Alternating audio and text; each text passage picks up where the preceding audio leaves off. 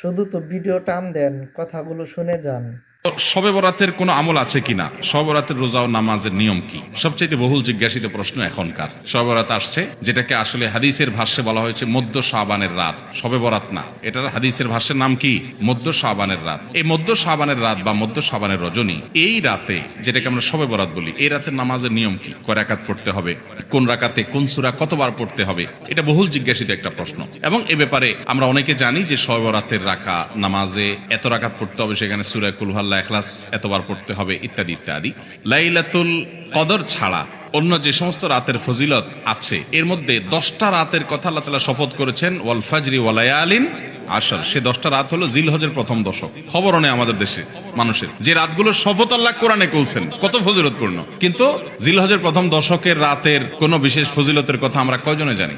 যাই হোক, মধ্য শাবান রজনীর কথা আমরা বেশি জানি শুধু না, সবচেয়ে বেশি আমরা এ রাতে ইবাদতের চেষ্টা করি। তো সবচেয়ে বেশি চেষ্টা তো হওয়া উচিত হলো লাইলাতুল কদরে। এর পাশাপাশি যদি কেউ মধ্য শাবানের রাতে আল্লাহ তাআলার ক্ষমা লাভের চেষ্টা করে, সেটা দর্শনীয় না, সেটা জায়েজ। এই রাতের এতটুকু ফজিলত অবশ্যই প্রমাণিত যে আল্লাহ রাব্বুল আলামিন এই রাতে হিংসুক ছাড়া, মুশরিক ছাড়া বাকি মানুষগুলোকে সাধারণ ক্ষমা ঘোষণা করেন। অতএব এই রাতের একেবারে কোনোই ফজিলত নেই, ব্যাপারটা সেরকম না। বিভিন্ন হাদিসের আলোকে এটুকু অন্তত সাব্যস্ত হয় যে আল্লাহ তাআলা হিংসুক এবং আপনার মুশরিক ছাড়া, মানুষের পিছিয়ে লাগে শত্রুতা, এই মানুষটা বাকি মানুষকে মাফ করে। তাহলে মধ্য শাবানের রাত বা যেটাকে শবে বরাত বলছি আমরা, এই রাতের মূল আমলই হলো, এটাকে কেন্দ্র করে মূল আমলই হলো নিজেকে শিরক এবং হিংসা থেকে পরিচ্ছন্ন করা, সাধারণ ক্ষমার উপযুক্ত করা। এটা হলো মূল আমল, বাস। এর বাইরে আপনি ক্ষমা লাভের জন্য যদি চেষ্টা করেন, সেটা কোনো দর্শনীয় বিষয় নয়। তবে এই রাতকে কেন্দ্র করে বিশেষ ফরম্যাটে নামাজ, রাত জেগে, তারপর বিশেষ ফরম্যাটে ইবাদত, এই সূরা এতবার, এই নামাজ এত রাকাত, এরকম কোনো কথা কোরআন হাদিসে বর্ণিত হয়নি। এগুলো আমরা মনগড়া বানিয়ে নিয়েছি। এবং যদি এরকম কোন ফরম্যাট আমরা ঠিক করে নিয়ে সেভাবে ইবাদত করাটাকে আমরা এই রাতের আমল, শরিয়া সিদ্ধ আমল মনে করি বা সুন্নাহ আমল মনে করি বা কোন নির্দিষ্ট আমল মনে করি, তাহলে বেদাতে পর্যবসিত হবে। অতএব বাড়াবাড়ি এবং ছাড়াছাড়ি এই দুইটাই আমাদেরকে পরিহার করতে হবে। যতটুকু আছে ততটুকু আমরা আমল করব এবং এসে আমল অনুযায়ী আমরা চলার চেষ্টা করব। শবে বরাতে সবচেয়ে বেশি মানুষ মসজিদে কেন ভিড় জমায় বলেন তো? শবে কদর বেশি ফজিলতপূর্ণ না এই রাত? শবে কদর কোন তুলনা আছে শবে কদরের সাথে কোনটার? কিন্তু শবে কদরে কি এত মানুষ ইবাদত বন্দেগী করার চেষ্টা করে শবে বরাতে যত করে? কারণ কি? মিষ্টির জন্য বলে। খারাপ বলেন নাই। আমি ছোট, আমার মনে আছে এক মসজিদে সারা রাত শবে বরাতে এরকম দোয়া দরুদ হয়েছে। এবার শেষে মিষ্টি বিতরণ হচ্ছে, জিলাফি দিত আর কি। তখন তো জিলাফি দেওয়া হচ্ছে, তো এক আল্লাহর বান্দা তার যে জিলাফি দিচ্ছে সবাই দুটা দুটা করে দিচ্ছে, ভুলে তার একটা পড়ছে। পরে সে জিলাপিটা নিয়ে এসে বাইরে ওই মুয়াজ্জিন বেচারার 14 গোষ্ঠী গালিগালাজ করতে করতে বলতেছে যে সারা রাত বেটা সবচেয়ে বেশি কানলাম আমি, আর দিছে আমার একটা। আল্লাহর কাছে এই নসিব চাই এই একটা জিলাপি নিয়ে পাইলাম।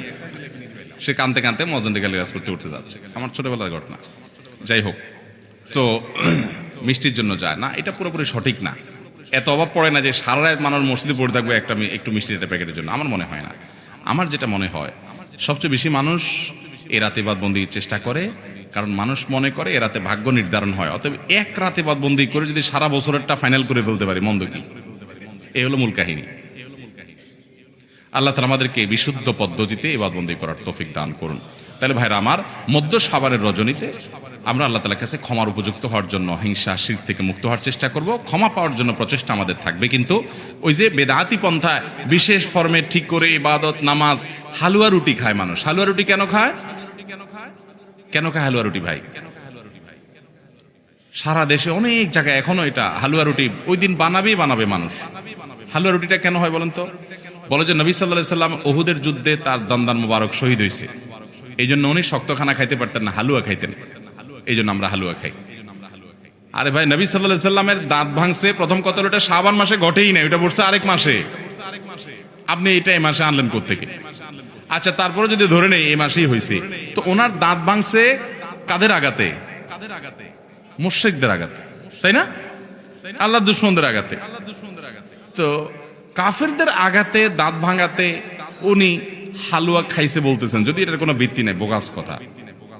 তারপরে ধরে নিলাম, তো আপনি ভালো দাঁত নিয়ে হালুয়া খাচ্ছেন কোন শরমে?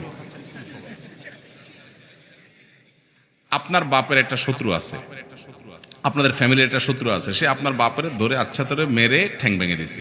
আপনার বাপ বেচারা ওই ভাঙা ঠ্যাং নিয়ে একটা লাঠি নিয়ে ভর করে করে খোঁড়ায় খোঁড়ায় উনি হাঁটেন, কারণ পা ভেঙে গেছে বেচারার। আপনি আপনার বাবার ওই যে শত্রু, যে আপনার বাপের পা ভাঙছে, ওই শত্রুর সাথে আপনার বিরাট দরম বরম দোস্তি, চা দোকানে আড্ডা ফাড্ডা মারেন, সব জায়গায় ঠিক আছে, কিন্তু বাড়িতে আইসা বাপের সামনে আপনি ভালো পাও নিয়া একটা লাঠি নিয়ে আপনি খোঁড়ায় খোঁড়ায় হাঁটেন। কেন? বাবার প্রতি সহমর্মিতা দেখা, যে আমার বাবার যেহেতু পা ভেঙে দিছে এই জন্য বাবা খোঁড়া খোঁড়ায় হাঁটে, আমি এখন ভালো পাও নিয়া লাঠি নিয়ে খোঁড়ায় খোঁড়ায় হাঁটতেছি। কি বলেন? এই দৃশ্য যদি দেখে আপনার বাপে কি করবে? হাতের লাঠিটা দিয়ে বলবে আমার পাও যা যাক, তোর আগে কয়টা বাড়ি দিই বেয়াদব, তুই আমার ব্যাঙ্গাইতে আসছস, আমার পা ভাঙছে যারা, তুই পারলে তাদেরকে বিচারের আওতায় আনবি, তাদের একটা বিহিত করবি। সেটা না করে তার লগে তলে তলে তোমার সম্পর্ক, তুমি আসছো আমার এখানে নাটক করে আমার সহমর্মিতা জাহির করতে। নবী সাল্লাল্লাহু আলাইহি সাল্লামকে যারা দাঁত ভাঙছে তাদের সাথে তো দোস্তির কোনো কমতি নেই, তাদের প্রতি তো আপনার সহমর্মিতার কোনো কমতি নেই, ওয়ালা বারা বলতে কিচ্ছুই নেই। কিন্তু আপনি হালুয়া খায়া ভালো দাঁত নিয়া আপনি নবী সাল্লাল্লাহু আলাইহি সাল্লামের প্রতি সহমর্মিতা প্রদর্শন করছেন, এর চেয়ে হাস্যকর আর কি হতে পারে? আল্লাহ আমাদেরকে সঠিকভাবে দিন পালন করার তৌফিক দান করুন। সবরাতে আসলে ওই যে আগে একসময় আমরা দেখতাম পটকা ফুটতো, বাজি ফুটাইতো, যাক আলহামদুলিল্লাহ এগুলো পুলিশ প্রশাসনের নির্দেশনার কারণে থামছে। এরপরে ওই যে আতশবাজি করা, রাতে গোসল করা, অনেক তামাশা আমাদের সমাজে আছে সবরাতকে কেন্দ্র করে, শত শত বেদাতের আয়োজন এ রাতকে কেন্দ্র করে আছে। আল্লাহ আমাদেরকে এগুলো থেকে বেঁচে থাকার তৌফিক দান করুন। আমরা আল্লাহর কাছে ক্ষমা লাভের চেষ্টা করবো, আল্লাহ আমাদেরকে ক্ষমা লাভ করার, ক্ষমা পাওয়ার তৌফিক দান করুন।